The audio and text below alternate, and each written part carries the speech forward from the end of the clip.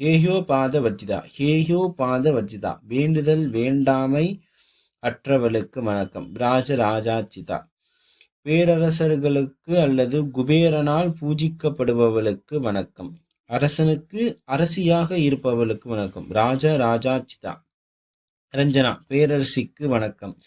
ரம்யா வசீகரிக்கும் வடிவவளான இருப்பவளுக்கு வணக்கம். ராஜீவ லோச்சனா தாமரை போன்ற கண்களை உடையவளுக்கு வணக்கம். ரஞ்சன்யை மகிழ்விப்பவளுக்கு வணக்கம். மகிழ்ச்சியை தருபவளுக்கு வணக்கம். ரமண்யை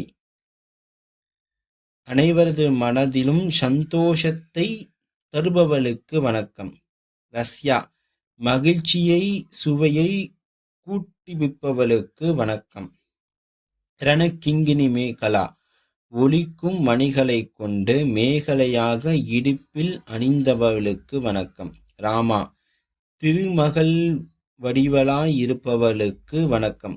ராகேந்து வதனா முழுமதியற்ற முகத்தின் உடையவளுக்கு வணக்கம்.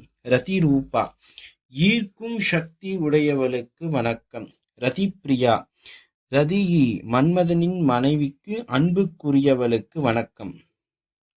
ஏன்னா நம்ம விளக்க நம்மளுடைய லலிதா சகஸ்ரநாம ஆரம்ப நிலையில பார்க்க சொல்ல மன்மதனை சிவருமான் தன்னுடைய நெற்றி கண்ணால எரிச்சிருவார்.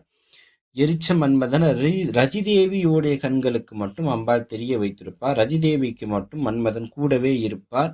தேக ரூபமாகவும் கண்ணுக்கு தெரிய மாட்டார், ஆனா தேக ரூபத்துல இருப்பார்.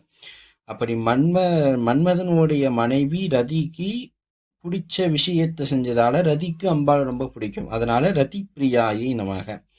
ரக்ஷாசன்யை ரட்சிப்பவள், ரட்சிக்கல்னா காத்தல்னு பொருள். அப்படி காக்கும் சக்தியாக இருப்பவளுக்கு வணக்கம்.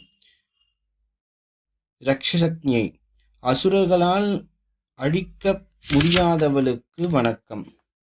ராமாயை பெண்மையின் பூரண வடிவமாக இருப்பவளுக்கு வணக்கம். ரமண லம்படா தனது துணைவியிடம் ஈடுபாடு கொண்டவளுக்கு வணக்கம். காம்யா விருப்பப்படுபவளுக்கு வணக்கம். காமகலா ரூபா காமகலா வடிவம் என்பது மந்திர பீஜத்தின் ஒளி வடிவமானவள். அப்படி ஒளி வடிவமாக இருப்பவளுக்கு வணக்கம்.